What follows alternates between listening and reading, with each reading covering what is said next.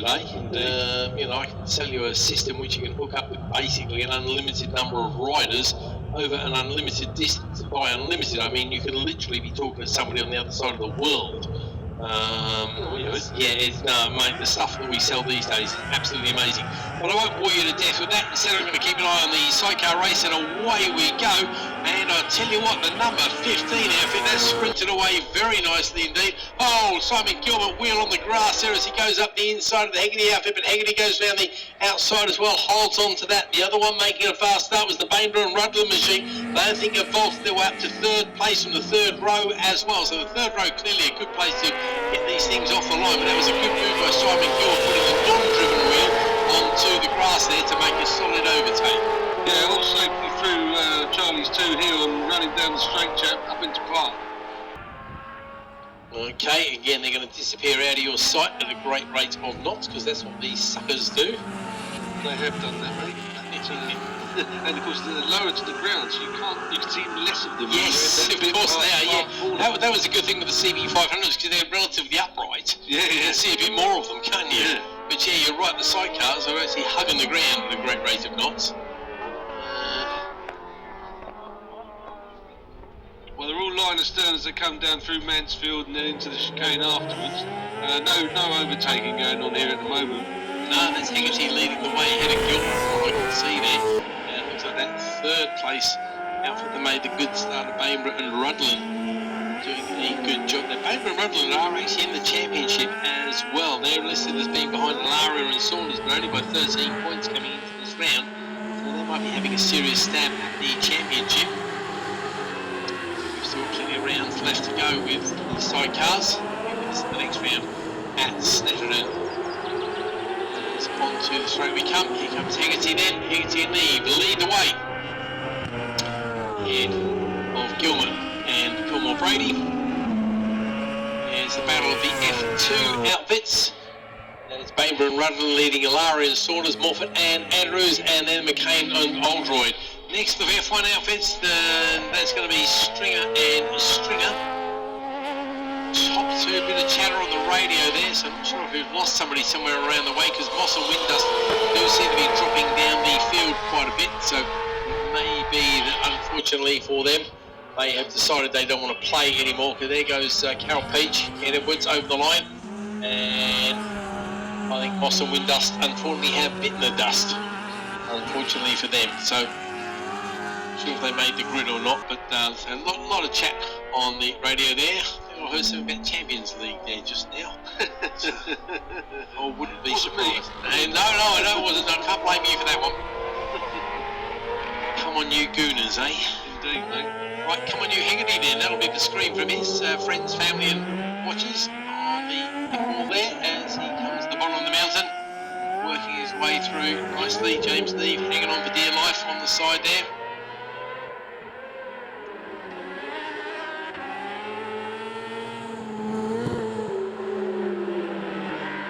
Simon Gilbert, regular front runner, former European champion, another man who's done the TT a few years ago, just to tick it off his list basically. I think Simon enjoyed himself but had no great desire to return. Been racing for something like 34, 45 years, something like that now. Crazy amount of time in the chair. Still able to take the fight to people as he comes across the line in second place. 39.451 there for Hegarty. Neve, lap 2 unsurprisingly. Man, he's not quite using the grass yet. Wow, Charlie. Well, he's not being pushed, is he? Simon Gilbert's pushing though. Is he? Oh yes, he's drifting that nicely on the way out of here. Excellent. He knows how to drive these things, that's for sure. A couple of years ago at the Sidecar Festival, he decided to have an impromptu barbecue actually. Sorry? He had an impromptu barbecue. Oh, okay. Yeah, unfortunately he was using his outfit and he got some rather nasty burns on his boots actually. Burnt through his boots, yeah, because he kind of caught fire at the back end by the engine there from the film pump or something like that from memory. It was obviously quickly extinguished by the good folk, but quite a bit of damage to him and the outfit. He sent me a photograph of horrible looking feet. And not just because they were Simon Gilbert's, because they were quite nicely toasted. Really the way you want to do these things. I can see Hegarty's gap getting bigger all the time simply because now he goes up the mountain as Simon comes out of the chicane there. Likewise, the gap between Simon and that third place outfit of Alara and Saunders now. So Ryan has moved up a couple of places there. The Baber and Rutland, they must have had a bit of a problem somewhere because they had a very slow lap relatively. They did a 52.938. Given they were leading the way, there might be some sort of issue with that machine, or maybe they just have one of those little grass kicking moments. As Higgity comes across the line at half race distance now. There goes Gilbert. Gilmore Brady, second place for them. Alara and Saunders now, tucked in tight. Brian Alara, who played this game for quite a few years now. And Andrews, I'm waiting to see what the story is with that Baber and Rutland outfit actually, because they've had a really strong start. There they go over the line. Yeah, 46.1. So yeah, they had obviously had a bit of an issue there.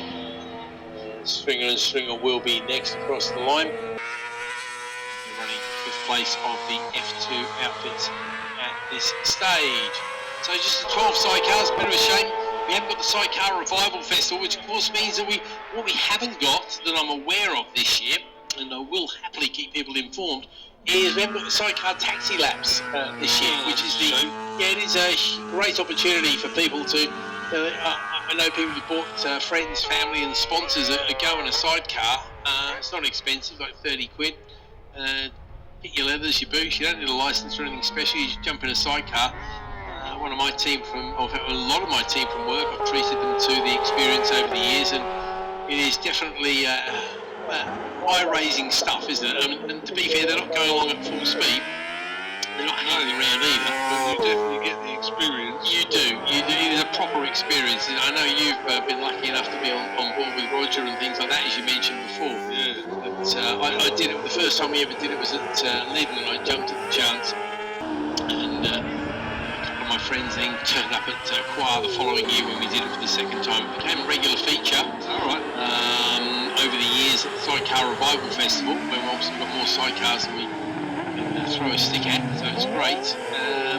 We have done it at Brands Hatch in the past as well at the end of the season, so maybe that'll be an opportunity for some people to come along. We'll wait and see and keep you informed, but a couple of laps in the sidecar really gives you an eye-opener of what you've got to do. I know I've repeated the story previously, but I rang up a friend of mine who was a sidecar passenger.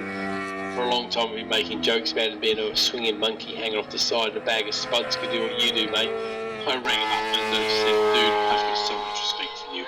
You've got no idea. And I think once you've experienced this, just a couple of relatively gentle laps around Cabwell Park, it's like, yeah, okay, these guys are mental. I mean, the first thing is, like Roger Bonnie's bike was a 200 horsepower rocket. You know? So, yeah. Like, you're just holding on, yeah. And there's so much grip because of the slick they've got, a massive 8 yes. inch or however wide it is. It just drives. Yes. And it's just trying to drag you out the back, you know? Yeah. And how these guys keep their composure, I mean, how they do the TT, really, it's mental. I'm trying to remember where you've got to be. And obviously, we're talking to Jen about, you know, some people will pop their head out and other people will listen for a break, a change, or they'll count between corners. Everybody's got their own technique and way of doing it. And just fascinating learning about what is basically a dark art at the end of the day, isn't it? It really is. Okay, no great changes on the track here, so we do miss the Sidecar Festival, which Rod and Body was basically responsible for footing the bills for that one, so it was a huge thing being together with sidecars in Europe at one stage, I think. Sean Haggerty has come across the line very safely ahead of Simon Gilbert now. When I say safely, we're talking about 16 seconds now. Ryan Lara still leads the F2s across the line there. Not expecting any great changes on this lap, unfortunately, because nobody is particularly close. Might have a little bit of a scrap coming up in just a moment as McLean and Allroyd come across the line. They've got Baber and Rutland just half a second behind them. A little bit of a wait now before the Stringer outfit comes across the line. We're followed by Chandler and Nix, Crone, Fairhurst, Pepman and Webb. And then Peach and Edwards, and of course no show there for Moss and Windust. No times put in whatsoever. So Sean Haggerty knows how to win championships, knows how to win races, and looks like he's going to add another gold medal, which he will receive at presentation, which I say will be Probably around about 6:45, something like that. Time of plenty. It will be in the collecting area. Once again, I will say that because I know lots of people didn't hear me because they were racing. In the collecting area, probably around about 5:45. If that changes, 7:45, sorry. If that changes, we'll let you know. It'll be over the PA. But I think it'll probably be around about then by the time we've done all that paperwork and cleared up and stuff like that. The last lap flag has gone out and the checker flag now goes out to number 33, Sean Haggerty and James Neve. Simon Gilbert, Jeb Pillmore Brady, next across the line.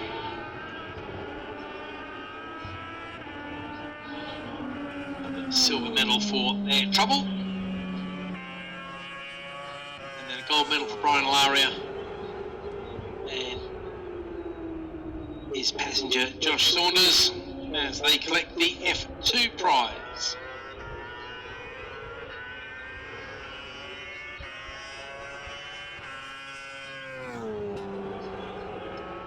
Okay, a little bit overtaking at the end there, but I think this could be a back marker thing. Anyway, Moffat and Andrews beat Bainborough and Rutherland over the line for the prizes in the F2s. McKay and Oldroyd are up next. And there goes the outfit of Peckman and Webb, I think. Okay, that concludes the sidecar racing. Just one more race on the day then. And that is going to be the Thunderbike Sport and Super Twins.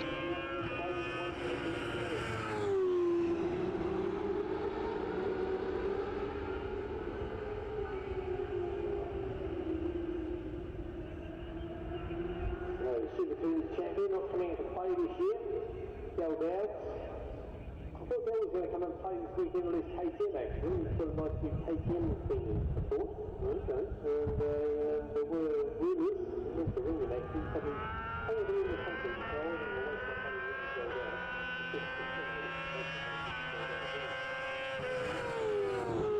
Super Twins champion, not coming to play this year. Gal Dowd. I thought Gal was going to come